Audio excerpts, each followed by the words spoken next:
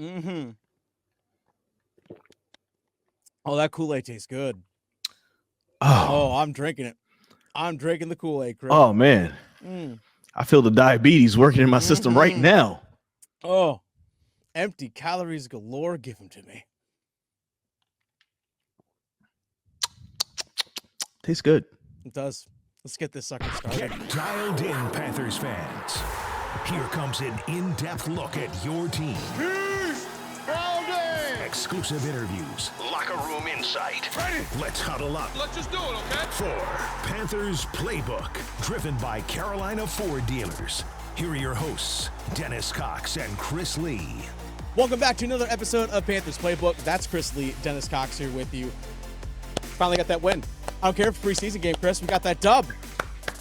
We've only been able to talk about two of these things the whole time we've done Panthers Playbook. Exactly. Now let's make it three. Now, before we get into it, Carolina Panthers get the win over the Buffalo Bills.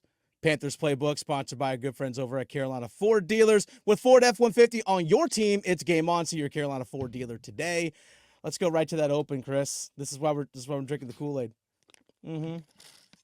That opening drive, 12 yards, touchdown, Bryce Young, Jordan Matthews.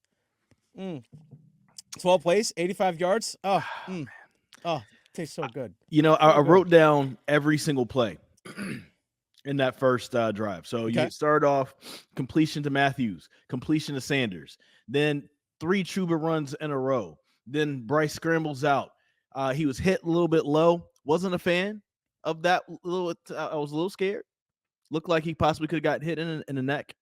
Okay. But then we got it back together. Completion to Mingo. Deontay Johnson for a 4th down conversion. Adam Thielen completion, had to throw it away. Then an incompletion to a target to Johnson. Should have been pass interference. Should have been PI. That's fine. That's fine. And then we had a Jordan Matthews touchdown. And 6 of 8, 70 yards, 1 touchdown for Bryce Young. Here's the thing, man. This is the main thing I wanted to look at because all last year in the preseason and in the regular season, everything looked so hard for the Carolina Panthers to do on offense. Nothing seemed like it flowed. There was no like you watch other teams play their game, and it just seems like it's their operation is just easy. Even if they're not good teams, their operation is easy. Their operation was so hard last year. Nothing could get out of the starting blocks.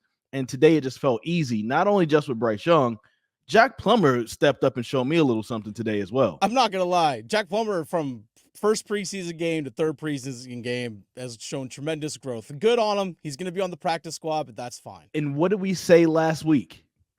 What we didn't see all last year was improvement from game to game. Progression. We saw improvement from the first preseason game to the second preseason game to the third preseason game. Listen, man, there could be doubters out there. And again, I'm not going to say that the Panthers are going to win the Super Bowl, even, make it to the playoffs. But the fact that we are seeing incremental improvements from game to game, even though it's just preseason. Right here. Got to drink the Kool-Aid, man. Got to drink the Kool-Aid. And I'm all in. I'm all in right here. I'm all in right here, Chris, because guess what? I understand people are going to go in the comments, which, by the way, leave your thoughts in the comment section down below. Well, it's just the Bills' second and third teamers. I don't care. I wanted to see how the process looked. Yes. That's the thing that mattered most to me. Because last year against other teams' second, third, and fourth string defense, the Carolina Panthers' first string offense didn't look good. Exactly. Exactly. This is a win. Exactly. I wanted to see how that process looked. And now I know Dave Canales on the post game said, because Austin Corbett didn't make the trip, just had a kid. Congratulations to Austin Corbett. Congrats to Austin. Damian Lewis, left guard, did not make the trip for a personal matter. So you still had a backup guard and a backup center. So that's the reason why Bryce Young was just in the shotgun and the pistol the whole time. But that was fine. We still saw play action, intentional plays where Bryce Young can move his feet and get out of the pocket, some RPOs. We saw him just go through progressions. I did like the one time they're like, hey, you know what? Let's try and take a deep shot down the field. Bryce didn't have anything. Picked up the 1 yard like you had mentioned, but that was it. Chuba Hubbard had some good runs in there. I liked overall what I saw. 12 plays, 1 series, done. That's all they needed to see. Feels good. I know even Adam Thielen said it during the game broadcast. It was nice to kind of get the routine of what we do pregame in the morning, what I eat for breakfast, the time we get to the stadium, go through your whole routine since it was a 1 o'clock game. Sometimes it's good to go ahead and get that out of the system, and the Panthers did it. I overall liked what I saw. Still some major questions, but overall, at least offensively from the first unit, you got to like what you saw. Simple as that.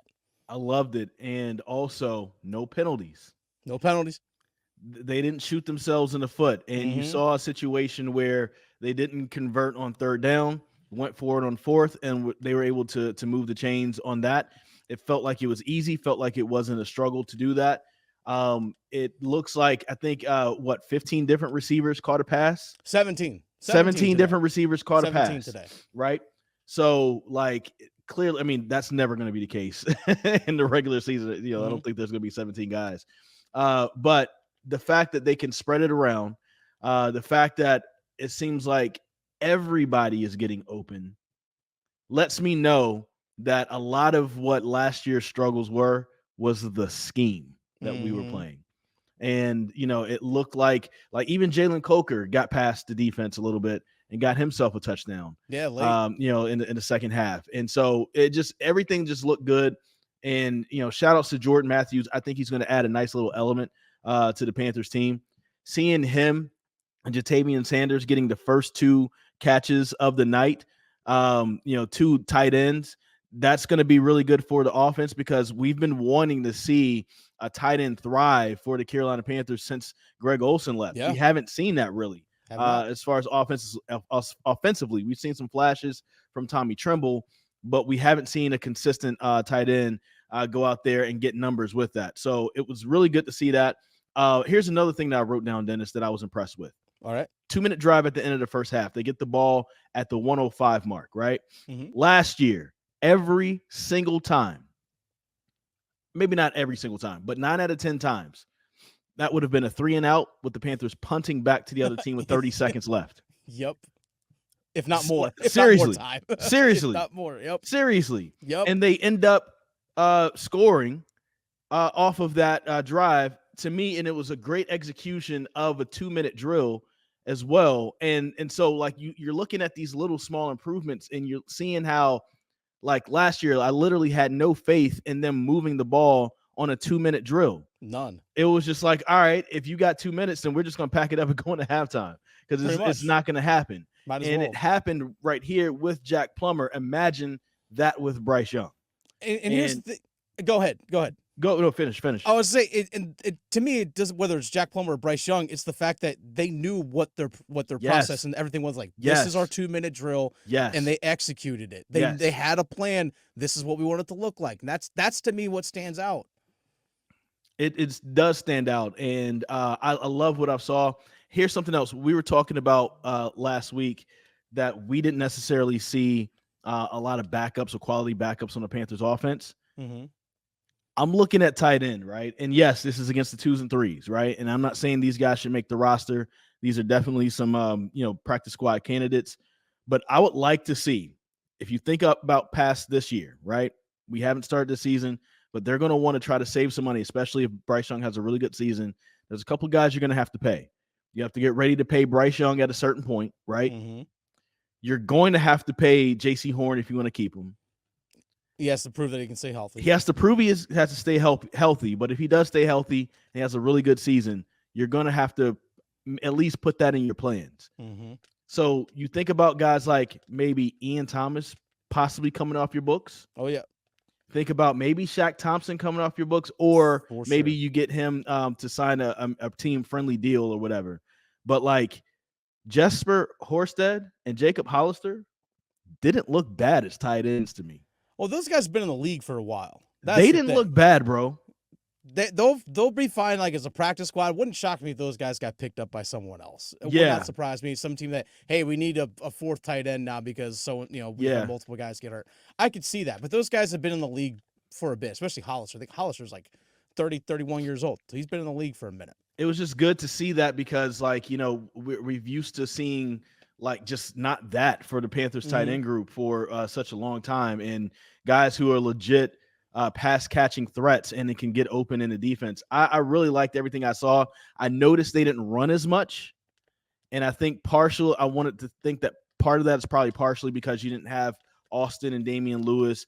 And also, you don't want to put your running backs out there to get more hits than what they need to get, right? Sure. In this preseason. So we haven't seen what the Panthers' run scheme is really going to look like with Chuba Hubbard and Miles Sanders. Other than that, I feel like most of my questions have been answered. I still have some questions because I didn't feel like anyone really separated themselves out. You and I earlier this week did our breakdown of who could make the 53-man roster. Who really separated themselves? There's questions about, are they going to keep 5 wide receivers? Are they going to keep 6? Is Terrace Marshall Jr. going to be that fifth guy? Usually a lot of teams are 5th wide receiver. They ask to play special teams. Terrace Marshall Jr. doesn't do that. So does that open it up for David Moore? David Moore, opening kick return, slips, falls, didn't really do well. Ihmir Smith-Marsette has a long kick return today. David Moore also dropped the touchdown pass, but also ends up catching the 2-point conversion. Ihmir Smith-Marsette also got nicked up with the ankle, but came back and played. I don't think anyone truly separated themselves. And then also you look at defensive back with corner, like DiCaprio Boodle, Deshaun Jameson. A lot of these guys, Jamie Robinson, are fighting for a roster spot. I don't think any of them, to me, really flashed in any sort of way that says, hey, you know what? I've been showing it throughout camp, and I showed it again today. You got to keep me. I don't think we really saw any of that separation, especially with wideout, that we were hoping to see. Yeah, I agree with that. I will say, though, that I was impressed with what I saw from Terrace Marshall Jr. today. He made a few tough catches and should have been tackled and turned, basically broke 2 tackles and scored a touchdown. And so he probably has solidified himself as for sure the 5th wide receiver. And then the question after that is if they're going to keep 6 or not. And so that's ISM. That's David Moore. What's going to happen with that. But other than that, you're absolutely correct. The last few weeks, I think we saw a few people kind of pop out, show that they are worth something. I will say this, though. I wasn't necessarily truly studying what the offense was doing the way I normally would in the second half. But Chandler Zavala didn't leak. No. He played in the place of Damian Lewis. And wasn't so terrible. You talk about separating themselves. Like, it's hard to really notice that on the offensive line sometimes. But when you notice that nobody is getting to the quarterback, they're at least doing a good job. Chandler Zavala looked like he held up pretty steady today. And so that's good. But other than that, there's a lot of people who really didn't separate themselves. So, probably the 53 that this team had in mind heading into today could be the same 53 they decided to go with on Tuesday. Easily could. But obviously there's the waiver wire.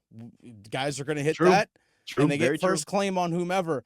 One thing that's still a concern to me, just because, again, I didn't really see anyone step out or show, still on edge rusher defense. Like, that's still a major question mark for me. I know Caleb Von Chason almost had an interception off a tip ball by Shaq Thompson. Yeah. David Johnson had the 1 sack in the third quarter. It's like, hey, David Johnson's on the field. Cam Gill also had a sack, but I know he's been dealing with a couple injuries and even had to leave this game as well. Echo Leota was just, I saw him. Like, we saw him flash in that first preseason game, but I saw him out there today. That's really about all I can say. Now, Jadeveon Clowney didn't play. Still a major question mark, and I don't know what's really going to be out there in terms of waivers, because you and I said it earlier this week, teams just don't freely give up good edge rushers because they're such a hot commodity. Like, there's such a need. No one's just going to be like, oh, yeah, we've got like 5 of them. We're just going to let, one of them walk. No, you're probably going to try and trade and get something in return if you had something like that. Right. I'm completely with you on that. Again, I saw Cam Gill flash. I thought that was good because we really hadn't heard his name really called all training camp. Even through practice and all that, you didn't really see much out of him. And I think you're right with that. We did say that was the one position on defense that we weren't sold on any of the backups. No. So with Clowney not playing today, with Wanham, he hasn't been available all preseason. that is going to be a huge question mark. And so I really am I'm excited to see when those two can finally play together.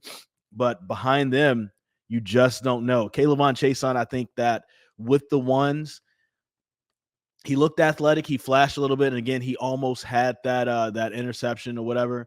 But I don't think he played long enough for us to really see much out of him. No. So we'll just have to wait to the regular season to see if there's anything out of that. DJ Johnson didn't look horrible, but also didn't feel like he did anything special either. So yeah. Still a big fan of Trevin Wallace. I know he had the one tackle or the missed tackle that they scored a touchdown on there, the first Bills touchdown that they scored, but he'll be fine. But he's around the football. Yep. But he's there. Like the timing on stuff, he's around the football and he's there. So I'm glad you brought that up. That's one thing I did notice too. Especially in the first half, I felt like the defense looked so much faster than what they did last year. Mm-hmm. Like, as soon as a Bills player would catch the ball, I felt like you automatically like 5 guys swarming that person. Now, I do think, we're in the early season where some guys are missing tackles or whatever. That's what preseason is for. You're not truly tackling in practice. So, you got to kind of get that out of your system. So there were some missed tackles there that you'd be disappointed in. But I thought they were swarming and getting to the ball so much faster. I'm excited to see what happens, man. Yeah, I'm excited to see what happens. Again, I don't think you can determine what the season will look like off of this game. All I know is the offense is going to be a lot better, and we're going to win more than 2 games, man. Oh, yeah.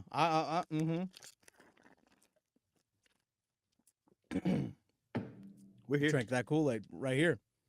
We are here. We are right here. And we need you to be right here with us. Need you to be right here with us in the comment section. Let us know your thoughts on the team. Let us know your thoughts on this preseason. Who should make the roster? Who shouldn't? What'd you think of Bryce in the offense? Let us know in the comments down below if you're aligned with Panthers Playbook. Sponsored by our friends at Carolina Ford Dealers. Wherever you go, whatever you do, with the power and technology of a Ford F-150 on your team, it's game on. See your Carolina Ford dealer today. We're going to have another episode for you all early next week. Roster cutdown day is Tuesday. Yep. We'll have an episode for you then. Till next time, enjoy your weekend. Stay aligned. Stay right here. We're here. Right here.